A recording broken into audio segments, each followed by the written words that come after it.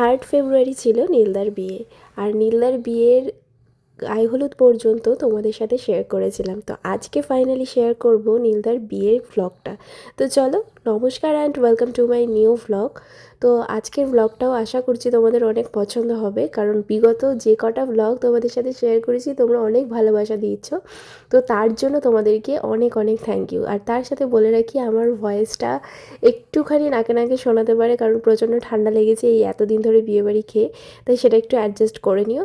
তো চলো স্টার্ট করা যাক। গায়ে হলুদ সেরে এসে অলমোস্ট আমি রেডি হয়ে গেছি। আর এই শাড়িটা আমি আজকে পরেছি একদম হালকা পাতলার মধ্যে। এটা আমাকে মা বাবা দুজনেই গিফট করেছিল পুজোর সময়তে। তো যাই হোক, মোটামুটি মেকআপও হয়ে গেছে। এখন জাস্ট একটুখানি চুলটা, মানে মেকআপ আর্টিস্ট এসেছে কিন্তু এত লোক হয়ে গেছে, তো পরপর করে বসতে অনেক সময় লাগতো। তো সেই কারণে আমি ভাবলাম যে লেট হওয়ার থেকে নিজের মতো নিজে মেকআপটা করে নিই। জাস্ট একটু ভাবছি যে আইল্যাশ পরবো, সেই জন্য এই দুটো হাতে নিয়ে নিয়েছি, ওদের কাছ থেকে পরে নেব। আর হেয়ার স্টাইলটা দেখি যে এই শাড়িটার সাথে কীরকম কি যায় ভালো, তো সেই বুঝে ওদের কাছ থেকে করে নেবো, ব্যাস এই হচ্ছে ব্যাপার। তো চলো, আর এসে জুয়েলারি যেটা পরবো, অর্নামেন্টসটাও এর সাথে পরে নেবো। আমি সবসময় আমার get ready with Mir video দিতাম, এখন আমি আমার বরের গেট রেডি উইথ বরের ভিডিও দিচ্ছি। তো অলমোস্ট রেডি। আর আমার অবস্থা দেখবে আমি কিভাবে বসে আছি। ঘরে হচ্ছে একদিকে এসি একদিকে ফ্যান চালানো, ঘরের মধ্যে জল পড়ে গেছে, মানে হাত লেগে, তো সেইটাকে এখন শুকানোর জন্য ঘরটা পুরো কাদা কাদা হয়ে গেছে। এবার যে রুম সার্ভিস করে তো তাদেরকে ফোন করা হচ্ছে, ফোন তুলছে না, এই অবস্থা। তো সেটাকে অগত্যা শোকানোর জন্য এরকম পদ্ধতি অবলম্বন করা হয়েছে। তো যাই হোক, তো এভাবে বসে আছি। আর ওই যে মানে হেয়ার স্টাইল করতে গিয়েছিলাম, কিন্তু সেখানে প্রচণ্ড ভিড়, মানে বসারও জায়গা নেই। তো যেহেতু ওরা মেকআপ করবে, হেয়ার স্টাইল করবে, তারপরে শাড়ি পরবে, সবটাই যেহেতু করবে, তো সেই কারণে আমি বললাম যে ঠিক আছে আমি তাহলে পরে আসবো। আর ওরাও বললো ঠিক আছে তুমি গিয়ে তোমার ঘরে বসো, আমরা তোমাকে ডেকে নেবো। বললাম ঠিক আছে, কারণ অনেক বয়স্করাও রয়েছে যারা আগে যেতে হবে, আশীর্বাদ করার ব্যাপার রয়েছে। তো সেই জন্য বললাম যে ঠিক আছে ওরা করে নি, আমরা একটু লেটে গেলেও কোনো প্রবলেম নেই। তো সেই জন্য আমি সেই তখন থেকে রেডি হয়ে বসে আছি। আমি জানি যে তাড়াতাড়ি করতে হবে, কারণ ওদের লগ্ন মোটামুটি 8টার দিকে, আর এখনই 7টা বাজতে যায়। তো হয়তো আমাদেরকে সাজার জন্য লগ্নটা আগে বলেছে। আমার মনে হচ্ছে না 8টার সময় লগ্ন, কারণ 8টার সময় লগ্ন হলে এখনো বরই মানে বেরোতে পারিনি। ঠিক আছে, যাও, টাটা। মেকআপটা কেমন হয়েছে অবশ্যই জানি। আইটা একদম সিম্পল রেখেছি একটাই কারণে, আমি ভাবছি আজকে একটু আইল্যাশ পরবো, অনেক দিন ধরে ভাবছি যে একটু পরবো, তো পরা হচ্ছে না। তো ভাবলাম যে ঠিক আছে আজকে আমি এনেছি ল্যাশটা, কিন্তু আমার ল্যাশটা না একটু বড়, যদি ওদের কাছে ল্যাশ পাই ছোট তাহলে সেটা দিয়ে পরবো, আদারওয়াইজ ওটা একটুখানি কনফিউশনে আছে। বাট হেয়ার স্টাইল কি করবো না করবো সেটাই এখন ভাববার বিষয়। অনেকক্ষণ ধরে ওয়েট করার পর ফাইনালি আমি নিজের চান্স পেয়েছি। তো তারপর বসে পড়েছি হেয়ার স্টাইল করতে। তখন অলরেডি 8টা থেকে 8:30 মতো বাজতে যায়। মাঝে একবার ভাবছিলাম যে করব না, কিন্তু তারপর ভাবলাম এতক্ষণ ধরে ওয়েট করেছি যখন করেই নিই। তারপর ফাইনালি এরকম একটা দাঁড়িয়েছে। কেমন তো এই লাগছে হচ্ছে তোমরাই আমাদের জানিও। আজকের ফাইনাল লুক। আমি এই শাড়িটা পরেছি, আর এটা আমি পরতে চাইছিলাম না, তারপর পরার পর দেখলাম যে না খুব খারাপ লাগছে না, তারপর সেই জন্য পরে নিয়েছি। তো চলো, অনেক লেট হয়ে গেছে, মানে বিয়ে বাড়িতে এটা হবেই সেটা জানা কথা। তো চলো ফাইনালি এবার বেরোচ্ছি। আমরা যখন বাড়ি থেকে বেরিয়েছি, মানে হোটেল থেকে বেরিয়েছি, তখন প্রায় 9:30 মতো বাজতে যায়। তার কিছুক্ষণ আগে, মানে আধ ঘন্টা আগে বর বেরিয়েছে। তো আমরা এটাই সবাই মিলে আলোচনা করছিলাম, ইস আমাদের আর বরের এন্ট্রিটা দেখা হলো না, আমরা সব কিছু মিস করে গেলাম। তো এই ভাবতে ভাবতে গাড়িতে করে এগোচ্ছি, আর মনে মনে একটুখানি কষ্ট হচ্ছিল যে এতটা দূর এসেও যদি মানে এন্ট্রিটা না দেখতে পাই। তো ফাইনালি ভাবতে ভাবতে প্রায় কাছাকাছি চলে এসেছি ভেন্যুর। তো অলমোস্ট সেখানে আসার পর দেখছি যে না, বরের এন্ট্রি তখনও হয়নি, বর তখন ঘোড়ার গাড়ি করে সবে মানে ভেন্যুর দিকে এগোচ্ছে। তো ততক্ষণে আমরা মানে যেহেতু অনেকগুলো গাড়ি ছিল, তো পরপর লাইন দিয়ে দাঁড়িয়েছিল, তাই আমরা ভাবছিলাম যে তাহলে ততক্ষণে আমরা একটুখানি হেঁটেই এগিয়ে যাই। তো সেই জন্য আমি আর নীলদার মাসি দুজন মিলে আগাতে থাকছিলাম, আর তার সাথে নীলদার মা, তারপর পিসিরা সবাই ছিল, কিন্তু আগু পিছু করেছিল। তো আমরা দুজনেই একসাথে ছিলাম। তো ভীষণ ভালো লাগছিল, সবাই মিলে একসাথে বরযাত্রীর এন্ট্রি হচ্ছে, সাথে বরের এন্ট্রি হচ্ছে। তো বেশ ইউনিক ব্যাপারটা করেছে। আর তার সাথে যেটা আরও সুন্দর করেছে যে একটা মানে মারবাড়ি স্টাইল রাখতে চেয়েছিল, তাই জন্য বরযাত্রী সবাইকে একটা করে পাগড়ি পরিয়েছিল, মানে যারা ছেলেরা ছিল বরযাত্রীর দিক থেকে। তো সৌরভকেও বলেছিল কিন্তু ও পরেনি, ওর নাকি ওটা এতটা ভালো লাগছিল না, তাই জন্য। তো এই তো মোটামুটি আমরা চলে এসেছি, আর এখান থেকে সবাই প্রচুর মজা করেছে, মানে ছোট থেকে বড় সবাই প্রচুর নাচতে নাচতেই আমরা মানে ভেন্যুতে ঢুকেছিলাম। তো এই মোমেন্টটা আমাদের বেশ সুন্দর লেগেছে।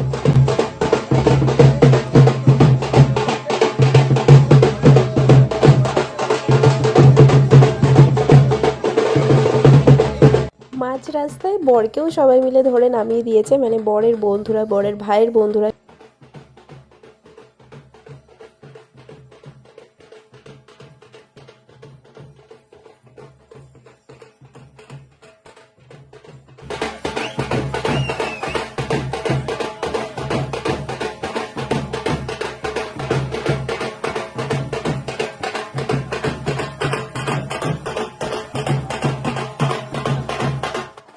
তো এই তো বরের এন্ট্রি হওয়ার পালা, বাট এত সহজে কি বরের এন্ট্রি হলে চলে? তো এখানে তো শালিদের ডিমান্ড পূরণ করে তবেই বরের এন্ট্রি হবে। তো প্রত্যেকটা জায়গায় এরকমটা হয়ে থাকে, তেমনটা এরকম এখানেও হয়েছে। তো ওদের দাবি ছিল 1 লাখ, তো সেখান থেকে নেমে হয়তো 10-এ এসেছে। তো আমি যতদূর জানি এক্স্যাক্ট আমি বলতে পারবো না, কারণ সেই সময়টা আমি অতটা খেয়াল করিনি। তো এটাই তো মজা এখানে। আর আমার সত্যি কথা বলতে একটা জিনিস, এই যে গেট ধরার ব্যাপারটা এইটুকুনি ভালো লাগে, কিন্তু ওই যে কনসেপ্টটা রাখে না যে জুতো চুরি করা এটা ওটা, কেন জানি না আমার এটা কোনো কালেই ভালো লাগতো না, যে জুতো কেন চুরি করবো ভাই। একটা জিনিস যেটা মানে সামনাসামনি ধরে চাওয়া মজা করা এটা ঠিক আছে, জুতো জিনিসটা আমার জানি না কেন কোনো কালেই এতটা ভালো লাগতো না, এখনো লাগে না। তো চলো মোটামুটি দাবি দেওয়ার পার্ট মিটে গেছে, এবার কাকিমা ওকে বরণ করছে, মানে স্নেহাদির মা।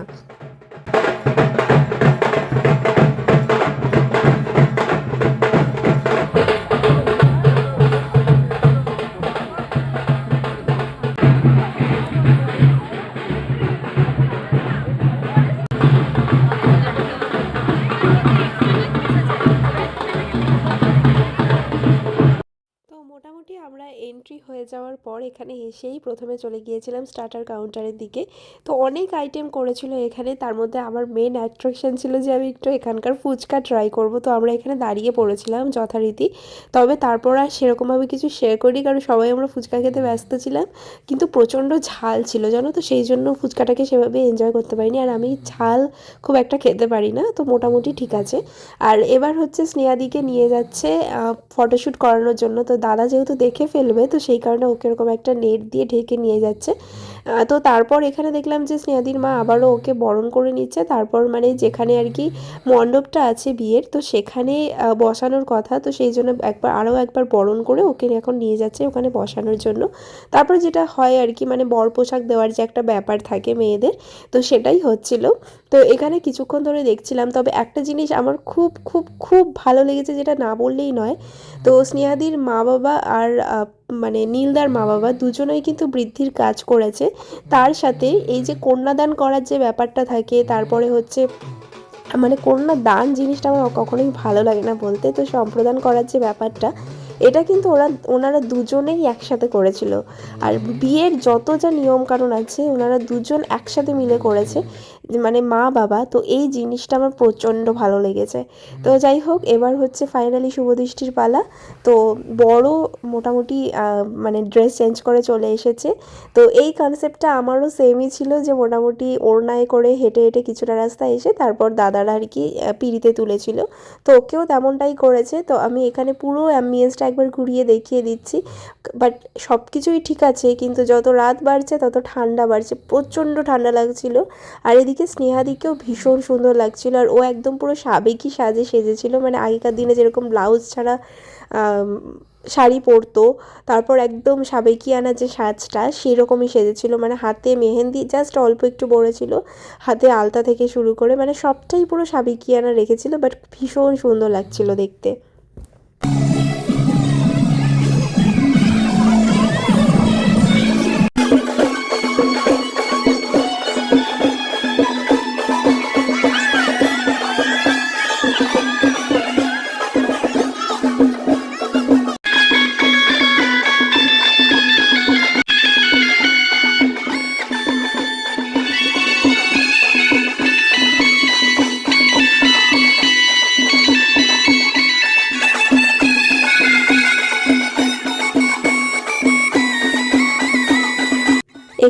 এতটাই ভিড় হয়ে গিয়েছিল যে ঠিকমতো তোমাদের সাথে কিছুই শেয়ার করতে পারছিলাম না, মানে অলরেডি তারপর কি করেছি, একজনের ফোন সামনে ছিল, সেখান থেকে তোমাদেরকে শুভদৃষ্টির পার্টটা দেখানোর চেষ্টা করেছিলাম। তবে একটা জিনিস হয়েছে এখানে, দাদার দিদি শুভদৃষ্টি করার আগেই ওদেরকে সবাই এক্সাইটমেন্টে ওপরে তুলে দিয়েছে, মানে কে বড়, ছেলে বড় না মেয়ে বড়, এই কনসেপ্টটার জন্য। তো সবাই তখন অতটা রিয়েলাইজ করতে পারিনি, কিন্তু পরে সবাই মিলে এটা ভাবছিল যে মা ওদের তো ঠিকমতো আমরা শুভদৃষ্টিটাই করাতে পারিনি বা করতে দেওয়া হয়নি। তো মোটামুটি একটুখানি দেখা মাত্রই মানে কতক্ষণে কে কাকে তুলবে এইরকম অবস্থা। তবে এই জিনিসটা খুব কিউট লাগছিলো, মানে দেখার পরই মানে দাদার টোপরটা যখন বেঁকে যাচ্ছিলো তো দিদি তখন ঠিক করে দিচ্ছিলো, ব্যাস এর পরেই শুরু হয়ে গেছে মানে কে কাকে তুলবে এরকম একটা ব্যাপার। তো যাই হোক, এই ব্যাপারগুলো বেশ মজা লাগে। আর বিয়ের পর মানে আমাদের বিয়ের পর এটা হচ্ছে প্রথম কারোর বিয়ে দেখা এভাবে। হ্যাঁ, আরেকটা বিয়েও দেখেছিলাম, কিন্তু ক্লোজ কারোর বিয়ে এটা প্রথমবার। তো ভীষণই মজা লাগছিলো, আর নিজের বিয়ের কথাগুলো মনে পড়ে যাচ্ছিলো যে এটা হচ্ছিলো, এটা হচ্ছিলো। আর এখানে যা কনসেপ্ট দেখলাম অনেকটা বাঙাল রিচুয়ালস, মানে আমাদের বাড়ির বাপের বাড়ির নিয়মেই ব্যাপারটা হচ্ছিলো পুরো। তো আমি জানি না ঘটি বাড়ির কীরকম কী নিয়ম, কারণ আমি এখনও পর্যন্ত সেভাবে দেখিনি। তবে এটা আমার দেখে বেশ মজা লাগছিলো। তো দেখো এই হাল হয়েছে, মানে কে কোথায় তুলবে, মানে এই সময়টাতে বেশ মজাও লাগে কিন্তু ভয়ও লাগে।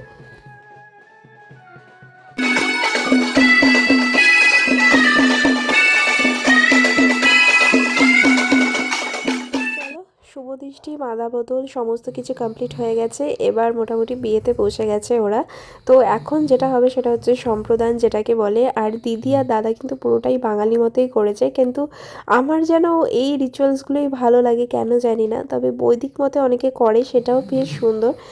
তবে এটাও যে খারাপ না। তারপর ওরা যখন মানে রিচুয়ালসগুলো করছিল ততক্ষণ আমরা আর চারিপাশটা ঘুরে দেখছিলাম, সাথে ফটোশ্যুট করছিলাম। আর তারপর আমরা ভাবলাম যে যতক্ষণে ওরা বিয়েটা করতে থাকুক ততক্ষণে আমরা এখানে ডিনারটা সেরে নিই, নাহলে লাস্ট পার্ট যেটা আমার মেন অ্যাট্রাকশন থাকে যে সিঁদুরদানটা দেখবো, তো সেটা নাহলে আর দেখতে পাবো না। তো তাই জন্য এখন ডিনারটা করে নিচ্ছি। তো প্রথমেই নিয়ে নিয়েছি স্যালাড, তারপর নিয়েছি ফিশ ফ্রাই যেটা আমার প্রচণ্ড ফেভারেট, তারপর ছিল নান, তার সাথে ছিল চানা, আর আরও অনেক আইটেম ছিল। কিন্তু কি বলো তো, আমি না খুব একটা বেশি কিছু নিইনি, আর ওখানে প্রচণ্ড ঠান্ডা ছিল জানো তো।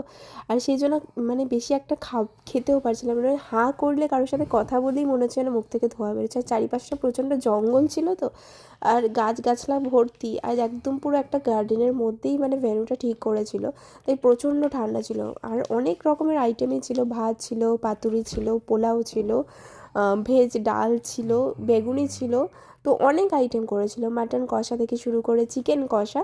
তো আমি যেটা যেটা খেয়েছি সেটা নিয়েছি, আর বাদবাকিগুলো কিছুই নিইনি। আর মোটামুটি শেয়ার তো করেছি সব কিছুই। আর যেটা আমার মোস্ট ফেভারিট ছিল চিংড়ি মাছ, তো সেটা একটা নিয়েছি। তো ওই তো যেটা যেটা যেটা আমার ভালো লেগেছে নিয়ে আমরা আবারও গোল টেবিল করে বসে পড়েছি একসাথে। তো চলো খাওয়া দাওয়াটা কমপ্লিট করে নিই, তারপর আবার বিয়ের ওদিকটায় যাব। তো এই তো আমরা খেয়ে দিয়ে চলে এসেছি। আর জানি না কেন এই জায়গাটা এরকম ফ্যাকাশে লাগছে ক্লিপিংসটা। আর তোমরা অনেকেই আমাকে জিজ্ঞেস করছিলে যে আমি নতুন ফোন নিয়েছি কিনা। আসলে আমি নতুন ফোন নিয়ে নিই, এটা সৌরভের ফোন।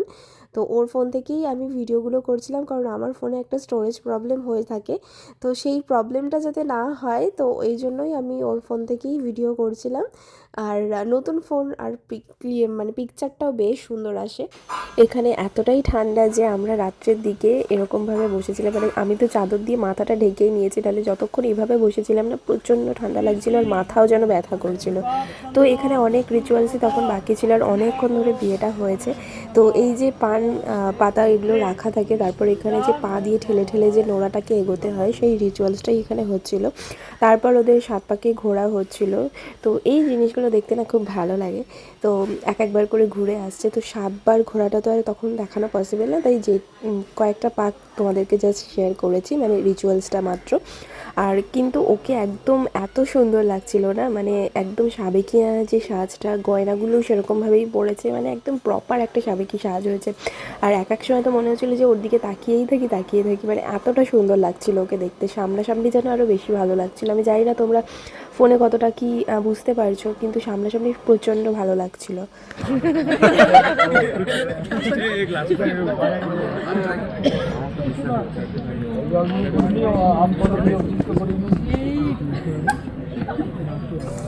ফাইনালি এবার হচ্ছে সেই সময়টা যখন সিঁদুরদানটা হবে, তো এটার জন্য এতক্ষণ ধরে ওয়েট করছিলাম। তো চলো।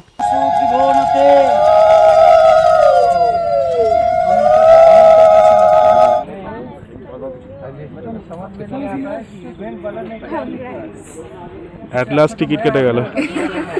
আমাদের তাহলে নাম লিখে বর কনে দুজনেই এবার খেতে বসেছে। তো ততক্ষণে আমরাও বেরিয়ে এসেছি, কারণ অনেকটা রাত হয়ে গেছে, 2টো থেকে 2:30 মতো বাজতে যায়। তো আমাদেরকে অনেকবার করে বলছিল বাসর রাতে থাকার জন্য, কিন্তু কারোরই আর শরীর দিচ্ছিল না, কারণ সারা দিন ধরে ছুটোছুটি এদিক ওদিক করা, তারপর ওখানে এতটাই ঠান্ডা যে আর মানে ভালো লাগছিল না। তাই জন্য আমরা বললাম যে ঠিক আছে আমরা এখন বাড়িতে যাই, একটু রেস্ট নিই, মানে হোটেলে যাই, তো কালকে সকাল সকাল চলে আসবো। তো এই বলে তারপর রাত্রিবেলা আমরা এবার বাড়ির দিকে যাচ্ছিলাম আর কি, হোটেলের দিকে আর কি। তো এখন বাজে রাত 3:30। আমরা এখানে মানে হোটেলে আবার এসে পৌঁছেছি রাত 3টের সময়।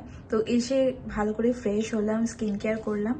তো এখন সবাই মিলে একটু গল্প করবো, তারপরে এসে ঘুমাবো, কারণ আজকেই লাস্ট ডে, কালকে আবার যে যার মতো বাড়িতে চলে যাবে। এখানে এসে যাদের সাথে পরিচয় হয়েছে নতুনভাবে, আর অ্যাকচুয়ালি ব্যাপারটা হচ্ছে যেহেতু মানে কাকিমাদের বাড়িতে পুজো হয়, তো পুজোতে যারা যারা থাকে তাদের সাথেই আবার দেখা হচ্ছে। তো তাদের সাথেও একটা সুন্দর মানে ভালো সম্পর্ক হয়ে গেছে, মানে যেখানে যাই আমাদের একটা বেশ ভালো একটা মানে কি বলবো গ্রুপ তৈরি হয়ে যায়। তো যাই হোক, সবার সাথে বসে একটু গল্প করি, তারপরে এসে ঘুমিয়ে পড়বো। কালকে সকালবেলা আমাদের এখান থেকে মানে এই হোটেল থেকে চেক আউট আছে। তো আমরা এই এতদিন যেখানে ছিলাম সেটা হচ্ছে বঙ্গভূমি হোটেল, আর একটা আরণ্যক রেস্টুরেন্ট, মানে এটা নিচে রেস্টুরেন্ট আর ওপরে হোটেল, আর ঠিক তার পাশেই ছিল ইন্দ্রপুরি সুইটস বলে একটা মিষ্টির দোকান। তো তোমরা যারা আলিপুরদুয়ারের মধ্যে থাকো হয়তো তাদের জন্য এটা চিনতে পারো তোমরা, তো সেই জন্যই বলে দিলাম আর কি। তো তো এই তো বিয়ে এত দূরে ডেস্টিনেশন ওয়েডিং দেখবো কীরকম কি হয়, এত এক্সাইটমেন্ট, সব কিছু কমপ্লিট হয়ে গেল। তো এটাই বলবো, ঠাকুরের কাছে এটাই প্রার্থনা করি যে ওরা দুজন সবসময় ভালো থাকুক, খুশি থাকুক, আর খুব ভালোভাবে লাইফটা এবার কাটাক। তো এই হচ্ছে ব্যাপার। ওকে, তো চলো আজকের মতো এই ভিডিওটা এখানেই এন্ড করবো। দেখা হবে নতুন একটা ভিডিওর সাথে, ততক্ষণের জন্য সবাই খুব ভালো থেকো, বাই।